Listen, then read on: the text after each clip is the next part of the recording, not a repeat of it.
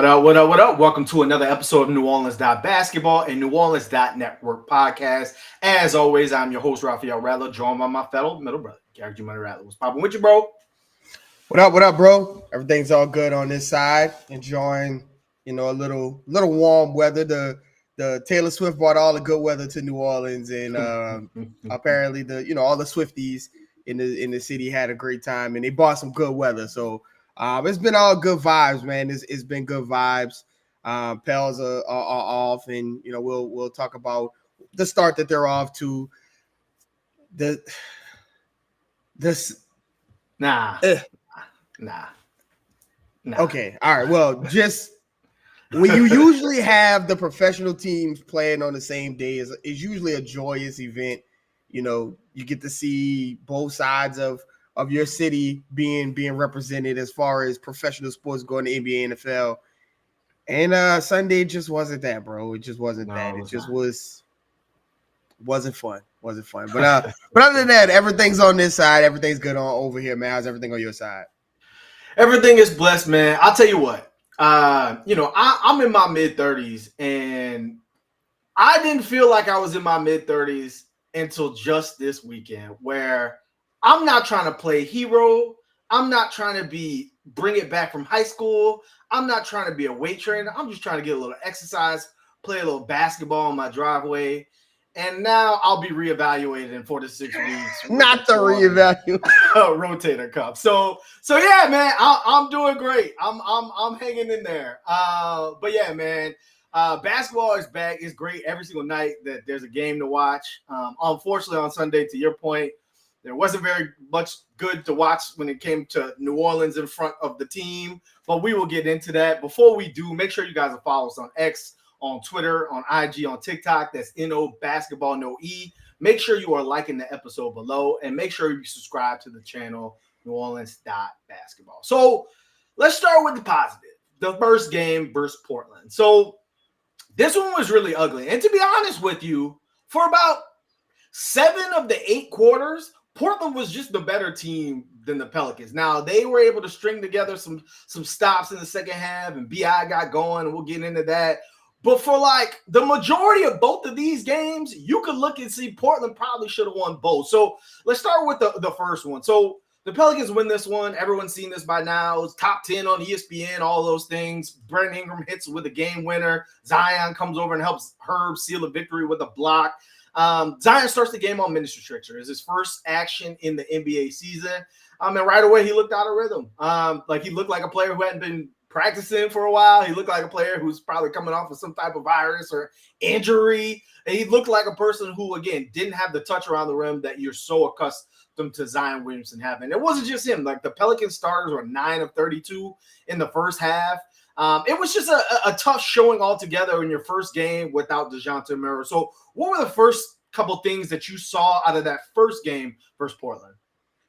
Yeah, one of the things that first of all, the weekend's basketball festivities reminded me of the Dwayne Wade statue, the face on the Dwayne Wade statue.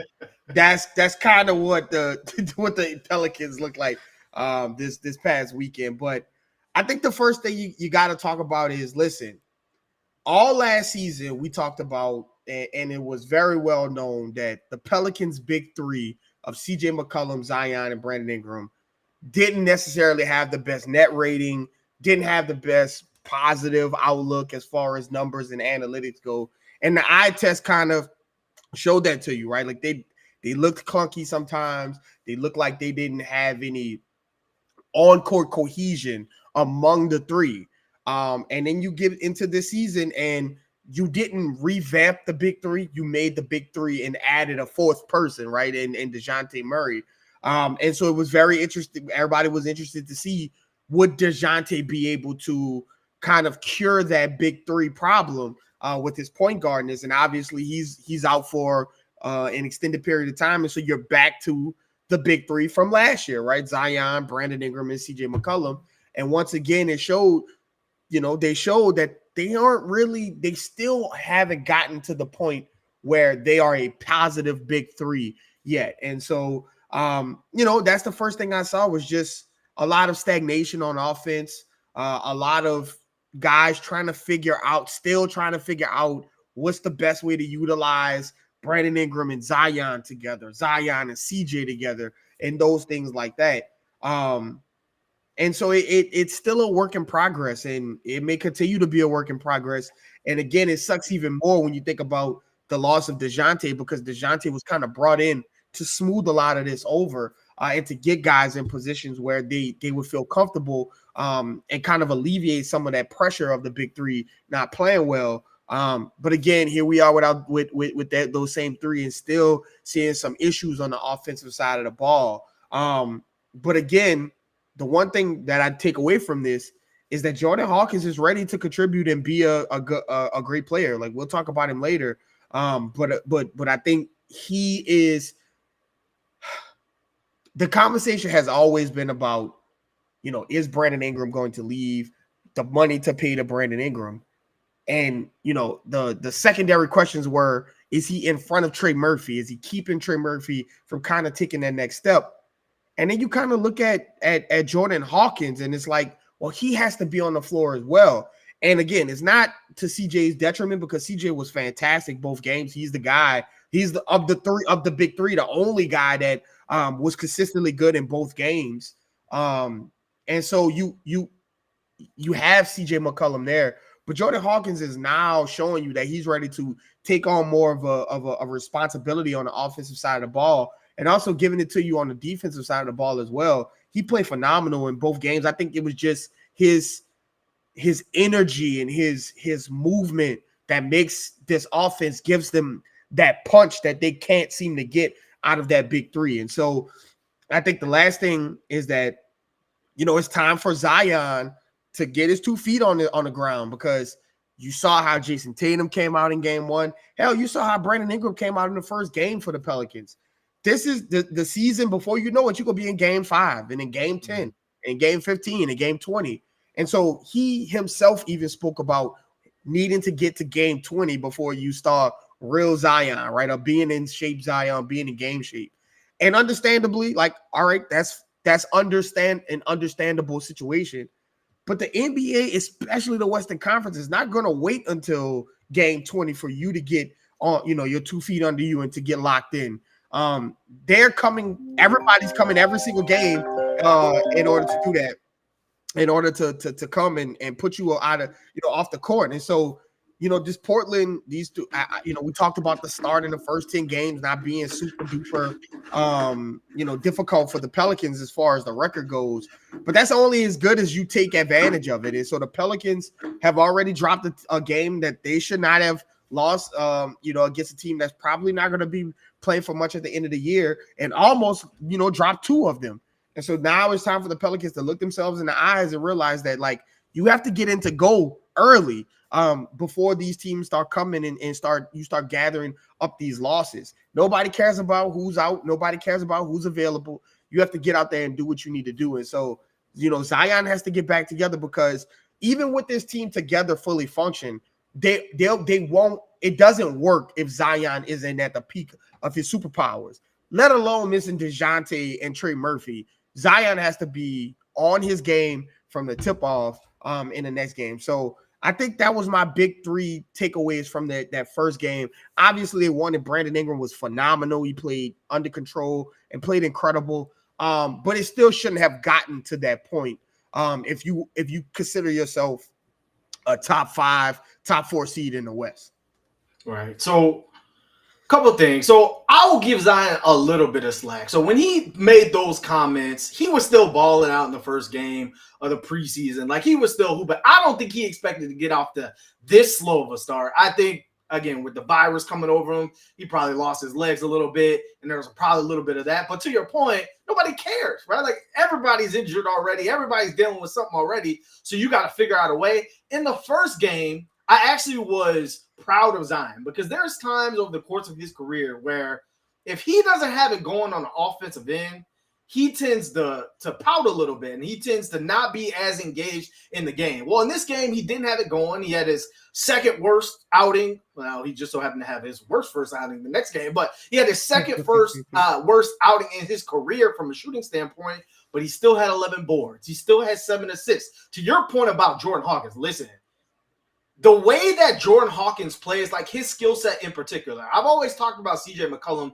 being a six-man, but I think Jordan Hawkins is a movement shooter, and I think there's a difference between the two, and I think that Jordan Hawkins probably lends itself better to a Zion Williamson. 4 of Zion's 7 assists went to Jordan Hawkins. You could see how easy the offense felt like. It gave you vibes of the Zion and the JJ Redick a two-man game. Like, it gave you that, oh, this could be dangerous once Trey Murphy's on the other side of the court feeling. And with that, like, you saw Zion tap into his point guard bag a little bit more in the second half of the game. Now, unfortunately, he didn't do that in the Portland game, and the results were what the results were. But in that first game, you saw him be impactful on the defensive end. You saw him be impactful getting other teammates involved, and that in itself is a growth area for him. Now, to your point with Brandon Ingram, people keep talking about replacing him, and he don't fit. But the man shot 9 threes and was 4 for 9 in that first game, and a lot of it seemed effortlessly. A lot of it seemed natural in terms of that game. Now, I think it's going to be a while before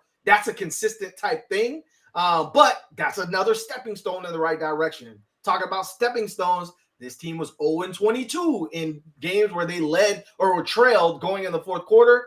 Zion and B.I., the 2 players you needed to step up, were the ones that helped you in this. So there was a lot of good that came from this game, but to your point, you have no business being down that big to a Portland Trailblazer team that, you know, to your point, is not that they're inept of talent, but they're not really playing for anything the way that the Pelicans are playing for everything from that point of view. So, again, I think the mentality in both of these games were just off from the beginning in both games, and you just so happened to find a win in the first one. And I would almost challenge, it's probably fair that you went 1-1, if not 0-2, because you probably had no business winning the first one. Now, the other thing that I'll talk to in the first game, you and I talked about off the pod, like, Willie Green's starting to show a little growth too. Like, this man got a technical, he challenged late in the game. He called a timeout to get Zion on the floor with like 3 minutes to go. Like, these are all things while watching the Pelicans last season just wasn't a part of his coaching repertoire, and he just played them all in this game, right? And to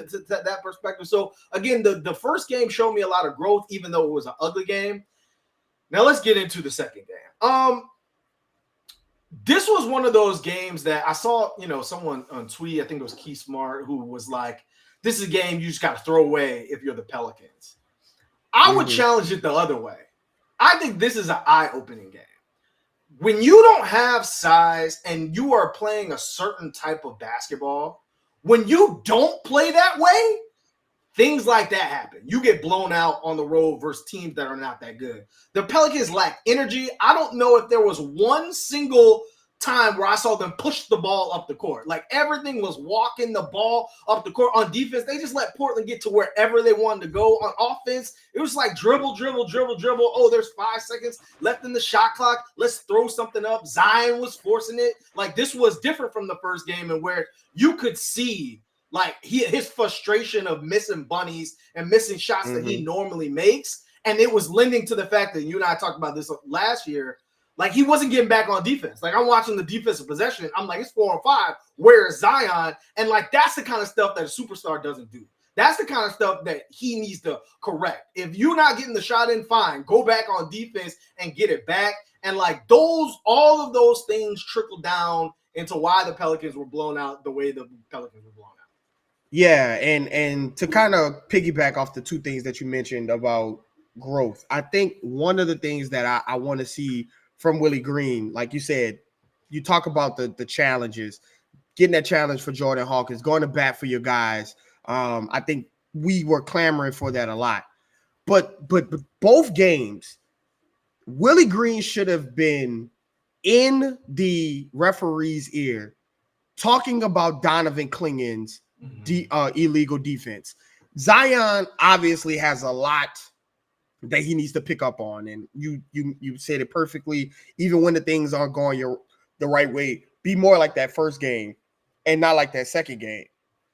But Zion also had to deal with a guy standing in the paint for seconds on seconds on seconds illegally, and I think it's upon Willie Green to make sure that the refs understand that he can't just stand there the entire game. Now, Zion having to, get into some mid-range or find something else to do if everybody's building that wall, right? And you saw him pass the ball, make exceptional passes, get others involved. Jordan Hawkins had a big game when they built that wall in front of Zion. But I think Zion's seeing Donovan clinging in that paint over and over again threw him off. And I think that Willie Green should have been a lot more vocal about letting the refs know that this guy is in the paint for over and over again. And also, I think one of the things that I saw as well that are areas of growth is that Eaves's activity and rebounding, talking about Eves Misi, is phenomenal. It is outstanding. He goes for blocks and things.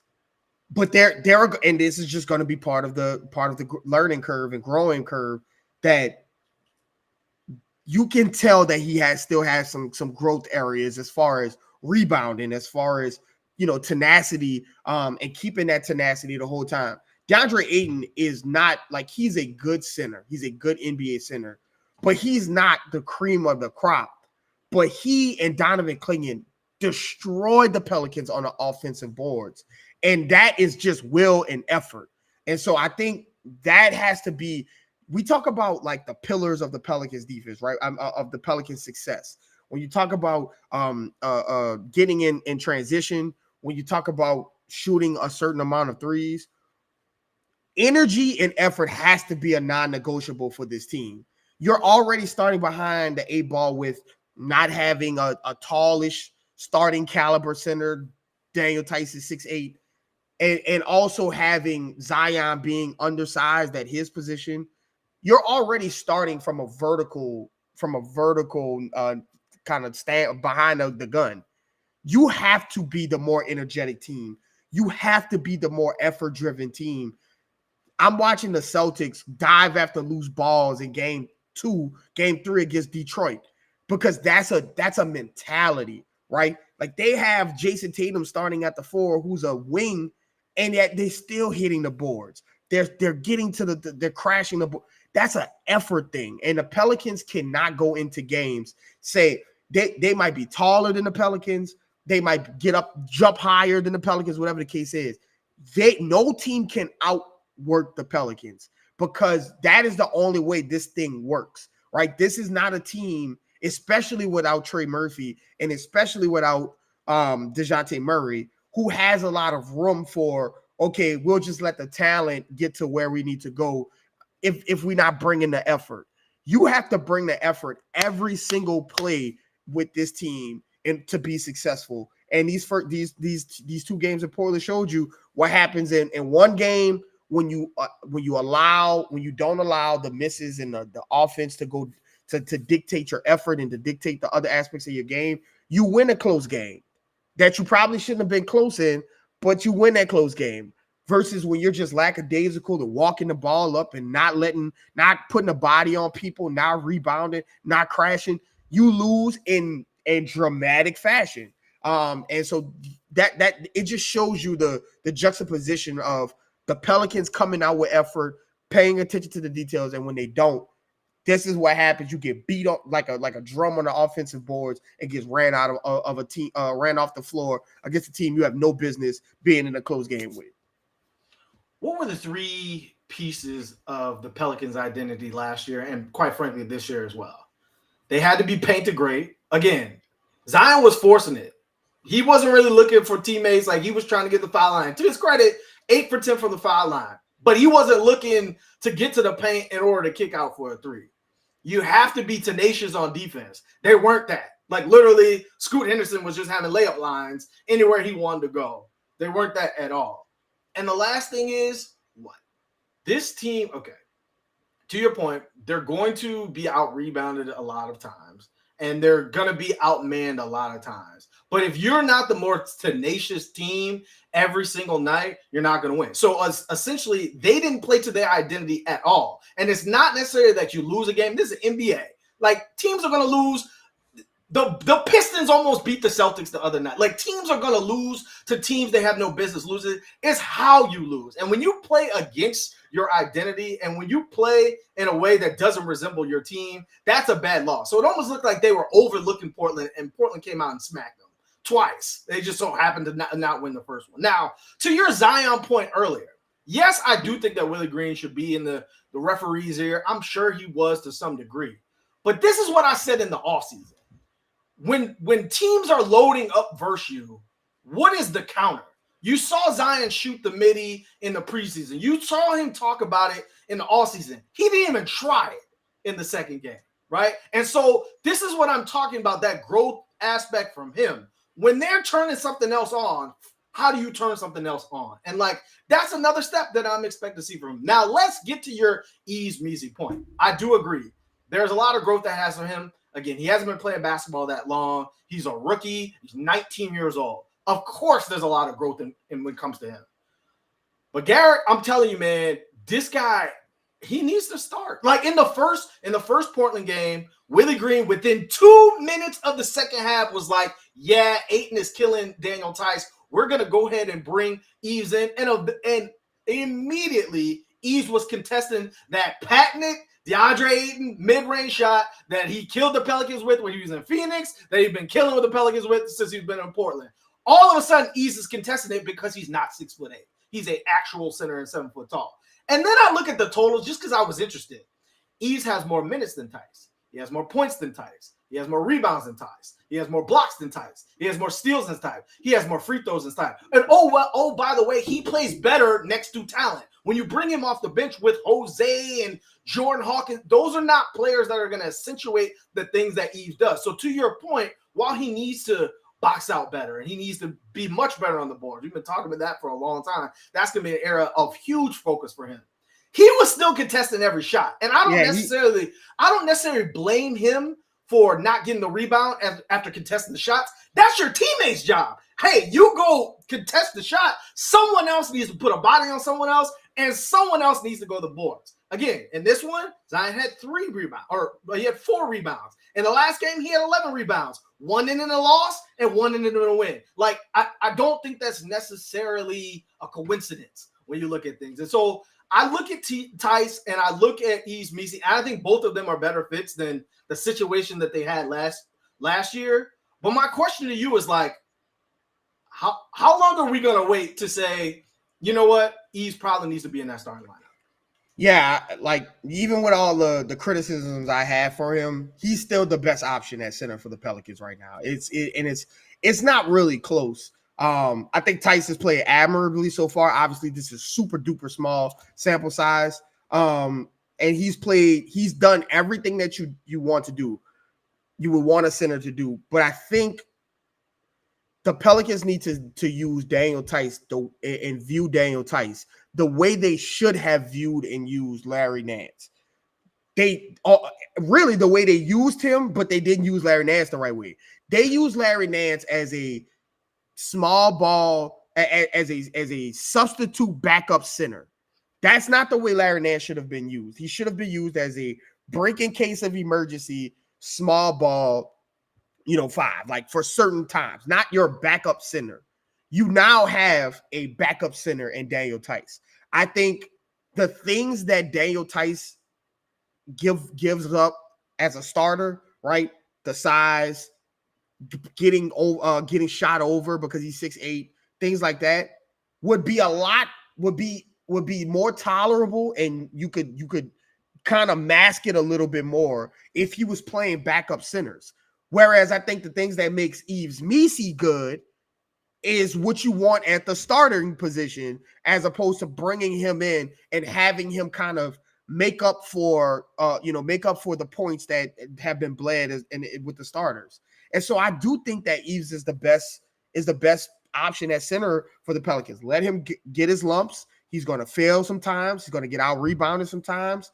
But I think he is for sure your answer at center moving forward. So why not just let him get into that, get comfortable with the starters, understand his rotation. And I think Daniel Tice would do a lot better, and you would feel more of a Tice presence against backup centers. And so, we talked about this, coming into the season, always comparing Eves Measy to Derek Lively, and how long it took Jason Kidd to say, yeah, Derek Lively probably has to start over Daniel Gafford. We got a little pool going on about what's the over-under of how many games that this happens. I said 20, but I think it's starting to look like you need to start making that decision very early. You said underneath 10. You said 10, and I'm kind of leaning. It probably should be a little earlier than 10, but it has to be a decision that has to be reached early, because I think that Eves just gives them the best fit at center and the best opportunity to win moving forward. Right, and it's not something that we're just hypothesizing. Willie Green has said it. He said that Eves look better when he plays with more talent around him. So, to your point, I think it's inevitable. It's going to happen sooner rather than later, because it's just obvious from an eye test perspective. Here's a question I have for you. Somebody on Twitter hit me up around this. What do you think the Pelicans are missing more? DeJounte Murray's dribble penetration and attack on the goal and his playmaking skills, or Trey Murphy shooting? Because, like, if you look at things, they haven't hit 30 assists yet. They haven't hit 43s yet. And again, after that first game versus Chicago, the offense just hasn't looked fluid, even though Trey hasn't played at all. What is your thought on that? What's your answer to that question? That's a hell of a question.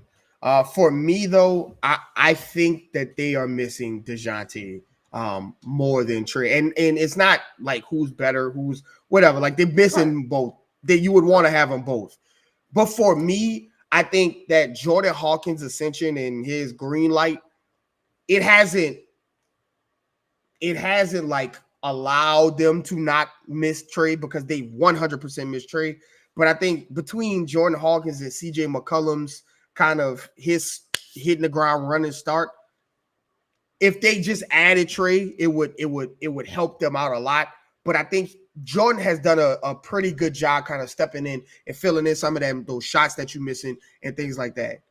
But I was so inspired by seeing DeJounte get 11 assists the first game that he played, simply because I know with time, like, he would be able to help this team get into positions where they would be, where they would be more successful. I think he allows more threes to be shot.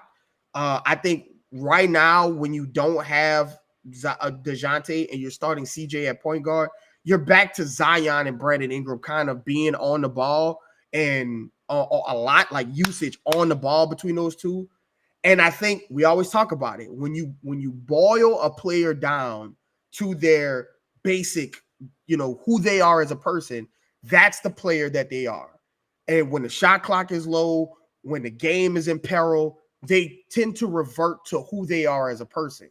And Brandon Ingram, God bless him, he is trying. He is doing everything it takes to kind of change his shot diet, shooting more threes and things. But you saw it. When it gets down to what he's comfortable, he goes to what he's comfortable doing. Same thing for Zion. And I think having DeJounte kind of force people into the progress, the procession that they are put together, the system that they put together, and that they 5 out is what they've been preaching all offseason. I think having DeJounte kind of force that issue would help this team a lot.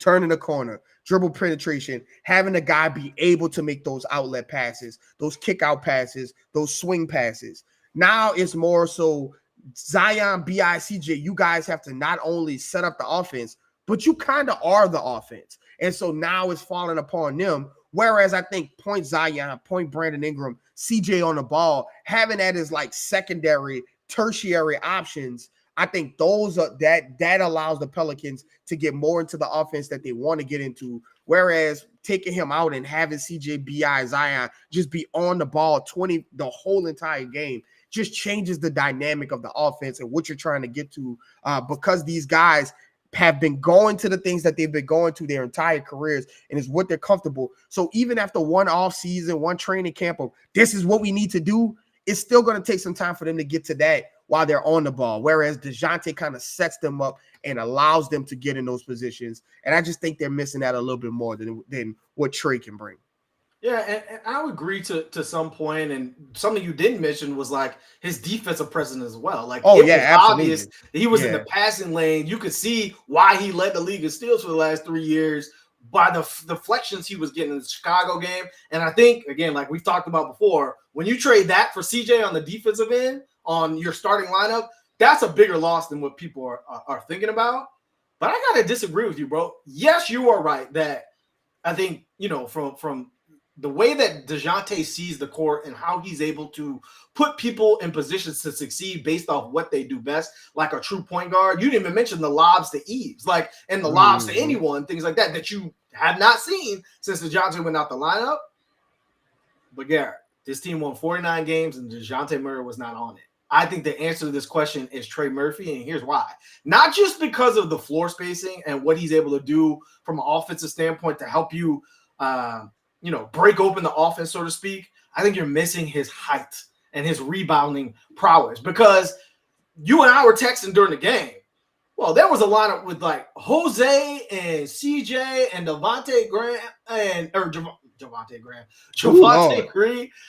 and Zion and like Daniel Tyson. I was like, this is not tall enough considering you're playing against the tallest lineup in the NBA. But when Trey's in those minutes, all of a sudden you go from a 6'4" player or a 6'2" player or a 6'0" player to a 6'10" player who could jump out the gym. And I think that is plaguing this team more than just the missed shots and just the lack of fluidity. I think all in all, Zion and Brandon Ingram just have to play better. I think both of them have to both get their shots, but also facilitate more. Yeah, you're asking a lot, but that's what superstars do. Like, look at the all-NBA players. Yeah, they got 30 points, but they also got 10 assists, and they also got 10 rebounds and things like that. That's what superstars do. And so you need them to kind of turn up a notch. It's early in the season. You're not jumping in conclusions, but that's the switch that has to flip for me, in my opinion. Because once you get Trey back in the lineup, I think when Misi's going for blocks and Zion's going for blocks, you have another 6'10" guy crashing the board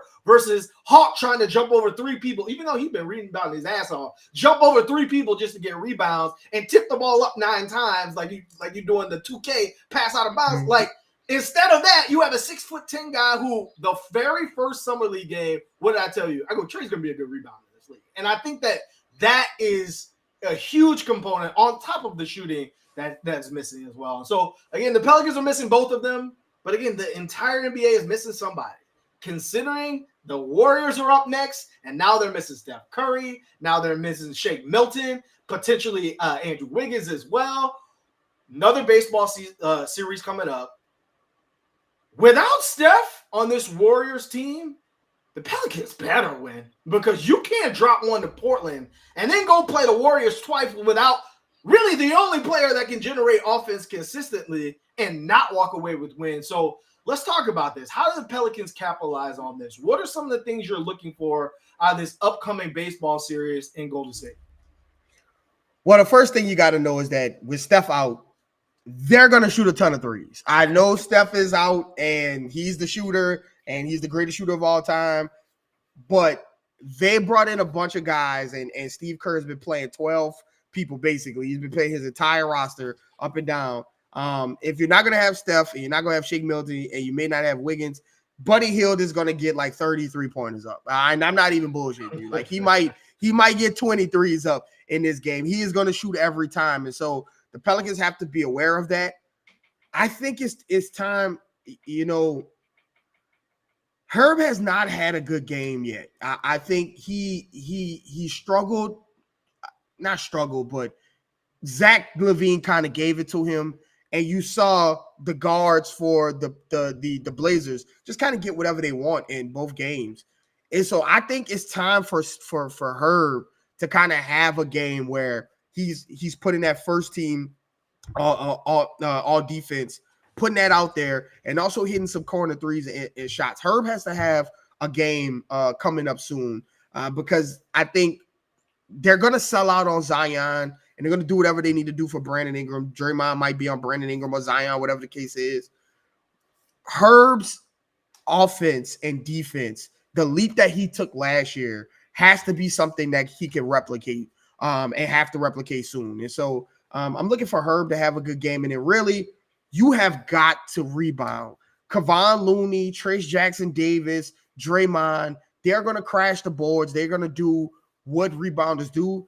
But there is no DeAndre Ayton. There's no Vucevic there. And so you cannot just get you can get out rebounded, but not by 10 and 12 rebounds. It cannot be that. The Pelicans have to understand that This is a rebounding by committee, and everybody has to go for those rebounds.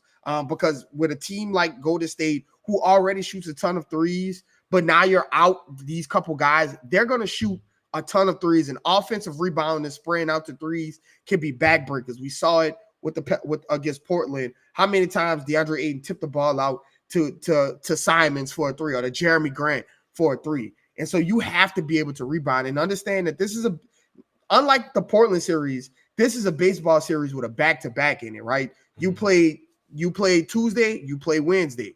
So you have to be able to establish something dynamic in that Tuesday game and make sure it's something that you can be the bedrock on, whether it's Zion getting to the rim, Brandon Ingram getting to his shots, whatever the case is. It has to be something that you can find in that first game and then let it be a bedrock moving forward into that next game, because you're going to be playing the same team without the same guys going to be available, I'm sure. And then also, you've already lost one against Portland. So I don't want to hear any of that, sitting for back-to-backs and resting for. You already gave away a game and really almost gave away 2 games against a team that you shouldn't have lost to. You cannot do that against this Golden State team who is going to be licking their wounds with all of these injuries and guys not available. And so I don't want to hear, they're resting or, not playing back-to-backs, double-doubles for whoever. This has to be an all-effort, everybody hands on board team win, and it starts with your availability. So rebounding, getting out and running guys off that three-point line is going to be super important. And I think establishing something in that Tuesday game that you can drag over to that Wednesday game and be dominant in, whether it's Zion, whether it's Brandon Ingram, whether it's the three-point shooting. We saw the Pelicans put the Golden State Warriors away last year by shooting threes. If that's something that CJ can get going or Jordan Hawkins can get going, then go ahead and do. But you have to find something in that Tuesday game that you can carry over to that Wednesday game and be dominant in. Right. So far this season, the Warriors lead the league in rebounding. So far this season, the Warriors lead the league in assists. So to your point, you have to attack it's got to be all 5 guys. If you can't leak out because you got to close the possession, so be it. That's what you need to do. The thing I look at, and to be honest, Steph or no Steph, I think that this is going to be the telltale sign of who wins either game, if not both. Who can value the basketball? The Pelicans have to go back to being that intense perimeter defense teams that make it tough for people to get into their sets, make it tough for people to get to the paint. Last year, they had no rim protection. There was no Eves Misi there, so you had to be tough on the defensive end. I think you need to get back to that in terms of the guards that you have, the playmakers that you have. The Warriors averaged 18 turnovers so far this season, and last season they were in the bottom third in turnovers. They're going to give you the ball, especially with no Steph in there. They're going to give you the ball. You've got to take advantage of that in transition. But in reverse, the Warriors also lead the league so far in steals per game. And so how the Pelicans value the basketball and how they're able to keep the basketball moving and not just keep it stagnant so that they can set up their defense and they can get in the passing lanes, because that's what they want to do as well. How do you control the ball on the road? How do you manage the ball and make sure you get a good possession more times than not? That's going to be, I think, the telltale sign of this game. So it's going to be an important 2 games because, to your point, you dropped the one that you felt like you should have had. And if you were going to go on this 4-game road trip, you probably thought you were going to lose one in Golden State.